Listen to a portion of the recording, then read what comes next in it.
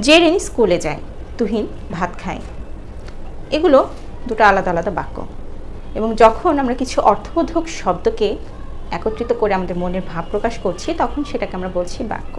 এই যে এখানে আমি বললাম জেরিন স্কুলে যায় বা তুহিন ভাত খায়, এই বাক্যে কিন্তু দুইটা অংশ আছে।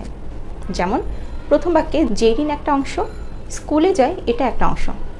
এই বাক্যে জেরিন হচ্ছে উদ্দেশ্য এবং স্কুলে যায় এটা বিধেয়, অর্থাৎ বাক্যের দুইটা অংশ থাকবে, একটা উদ্দেশ্য এবং আরেকটা বিধেয়। বাক্যটিতে যাকে উদ্দেশ্য করে কোনো কিছু বলা হয় তাকে আমরা বলবো উদ্দেশ্য, এবং এই উদ্দেশ্য সম্পর্কে আপনি বাক্যে যা বলছেন সেটা হচ্ছে বিধেয়। একটি সার্থক বাক্যের তিনটি গুণ থাকতে হবে: আকাঙ্ক্ষা, আসক্তি এবং যোগ্যতা। যেমন আমি যদি বলি চন্দ্র পৃথিবীর চারদিকে, এটুকু বলার পর আমি থেমে গেলাম। এখন আপনার মনে অবশ্যই একটা আকাঙ্ক্ষা তৈরি হবে যে এর পরে কি, এর পরে আরও কিছু আছে, বাক্যটা সম্পূর্ণ হয়নি।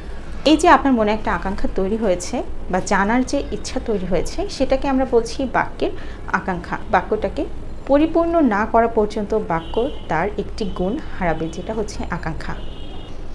আবার আমি বললাম কাল বিতরণী হবে, উৎসব, স্কুলে, আমাদের পুরস্কার অনুষ্ঠিত।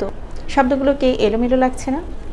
এই শব্দগুলোকে আমি যদি এভাবে বলতাম, কাল আমাদের স্কুলে পুরস্কার বিতরণী উৎসব অনুষ্ঠিত হবে, তাহলে বাক্যটাকে শুনতে ভালো লাগতো, কিংবা বাক্যের যে শব্দগুলো আমি ব্যবহার করেছি শব্দগুলো সঠিক একটা বিন্যাস হতো। এই যে শব্দগুলোকে আমি এলোমেলোভাবে ব্যবহার করলাম, এতে করে বাক্যের অর্থটি সঠিকভাবে কিন্তু প্রকাশ হয়নি। অর্থাৎ পরিপূর্ণ একটি বাক্যের জন্য বাক্যের শব্দগুলোকে সঠিকভাবে পদবিন্যাস করতে হবে, অর্থাৎ যেই শব্দটাকে ঠিক যার পরে বসানো দরকার সেখানে যদি আমরা বসাই তাহলেই বাক্যটা সার্থক বাক্য হিসেবে প্রকাশ পাবে। আর এই যে বাক্যের শব্দগুলোকে সঠিক পদবিন্যাস অনুসারে বসানোকে আমরা বলছি বাক্যের আসক্তি, অর্থাৎ বাক্যের শব্দগুলোকে অবশ্যই সঠিক পদবিন্যাস, অর্থাৎ যে শব্দের পর যে শব্দটা বসানো দরকার সেভাবে বসাতে হবে, তাহলে বাক্যটা সার্থক বাক্য হবে। আমি যদি বলি বর্ষার রোদ প্লাবনের সৃষ্টি করে, রোদ কখনো প্লাবন সৃষ্টি করে না। এই যে আমি বললাম বর্ষার রোদ প্লাবন সৃষ্টি করে, এখানে কিন্তু বাক্যটা তার যোগ্যতা হারিয়েছে। অর্থাৎ রোদ কখনো প্লাবন সৃষ্টি করে না, প্লাবন সৃষ্টি করে বর্ষা বা বৃষ্টি।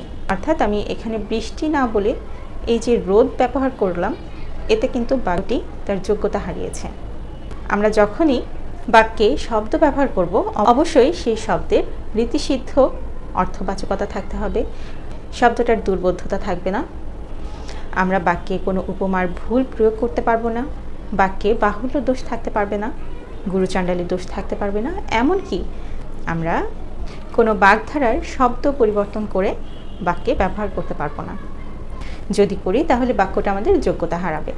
যেমন আমি যদি বলি তুমি আমার সাথে প্রপঞ্চ করেছ, এখানে প্রপঞ্চ শব্দটা একটি দুর্বোধ্য শব্দ, এই শব্দটার সাথে আমরা খুব একটা পরিচিত নই। এখানে যদি আমি বলতাম তুমি আমার সাথে চাতুরি করেছ, তাহলে শব্দটা যোগ্যতা অনুসারে ঠিক থাকতো, অর্থাৎ বাক্যে আমরা দুর্বোধ্য কোনো শব্দ ব্যবহার করব না। আবার আমি যদি বলি আমার হৃদয় মন্দিরে আশার বীজ ব্যাপ্ত হলো, এখানে আমি ভুল একটা উপমা ব্যবহার করলাম, কারণ মন্দিরে কখনো বীজ বপন করা হয় না, বীজ আমরা বপন করি মাঠে। এখানে যদি আমি বলতাম আমার হৃদয় ক্ষেত্রে আশার বীজ ব্যাপ্ত হলো, তাহলে শব্দটায় উপমার সঠিক প্রয়োগ করা হতো। ঠিক একইভাবে আমি যদি বলি সকল শিক্ষকগণ আজ উপস্থিত, এখানে শব্দটা বাহুল্য দোষে দূষিত হয়, কারণ এখানে সকল যখন আমি বলছি সকল বলার পর আর শিক্ষকগণ বলার আমার দরকার নেই, এটা শব্দের একটা বাহুল্য দোষ। একটি বাগধারা আছে অরণ্যে রোদন, এখন অরণ্যে রোদন না বলে আমি যদি বলি বনে ক্রন্দন, তাহলে কিন্তু এটা যোগ্যতা হারাবে, কারণ আমি বাগধারার শব্দগুলো পরিবর্তন করে এখানে ব্যবহার করেছি। যদিও এখানে অর্থ ঠিক থাকছে, তারপরেও বাগধারাগুলো কিন্তু আমরা চাইলেই শব্দগুলো পরিবর্তন করে ব্যবহার করতে পারবো না, এতে আমাদের বাক্যটি তার যোগ্যতা হারাবে।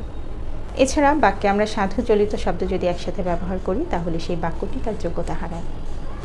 অর্থাৎ আমাদের একটা বাক্যকে সার্থক বাক্য হিসেবে রূপ দিতে হলে বাক্যের তিনটা গুণ অবশ্যই থাকতে হবে: আকাঙ্ক্ষা, আসক্তি এবং বাক্যের যোগ্যতা।